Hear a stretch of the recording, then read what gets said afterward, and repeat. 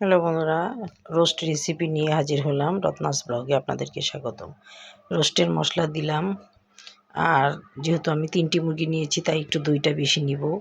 1 packet রোস্টের মশলা দিয়ে দিলাম। এখানে কিশমিশ বাটা, তারপরে আদা রসুনের পেস্ট, সব বাটা, কাজু বাদাম, পেস্তা বাদাম, কাজু বাদাম, কাঠবাদাম, আর জয়ফল, জয়ত্রী, গোলমরিচ বাটা একসাথে সব একসাথে মিশিয়ে এই পানি দিয়ে মিশিয়ে আমি মশলাটা পেস্টটা তৈরি করে নেব। নেওয়ার পর দেখুন মশলাটা ভালো করে আমি পেস্টটা তৈরি করে নেব। এই যে কাজু বাদাম আর এই যে জয়ফল, জয়ত্রী বাদাম বাটা। তো এরপরে আমি চলে যাব চুলায়। চুলার মধ্যে আমি বেরেস্তা করব। তো বেরেস্তাটা হতে হতে আমি লিকুইড দুধ আর পাউডার দুধ 1 গ্লাস কুসুম গরম পানিতে গুলিয়ে নেব। বেরেস্তাটা হতে হতে আমি এই কাজটা সেরে নিলাম।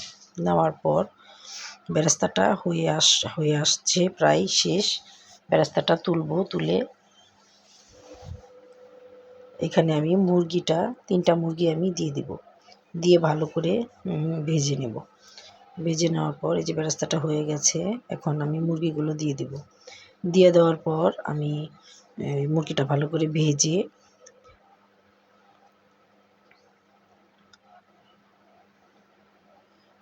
ভেজে নিলাম। ভালো করে ভেজে তুলে নিব। তুলে আমি ওই একটু পেঁয়াজ,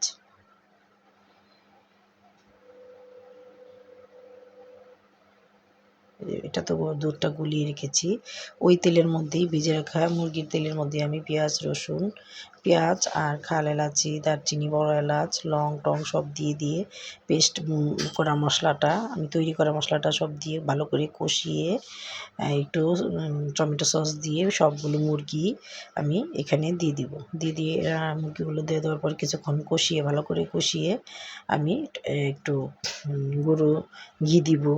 এই যে দুধটা তৈরি করেছিলাম ওটা দিয়ে দিলাম। একটু ঘি দিব নামানোর আগে, কটা কাঁচামরিচ দিব, আর গুঁড়ো দুধ দিয়ে আমি রান্নাটা শেষ করব। আসসালামু আলাইকুম।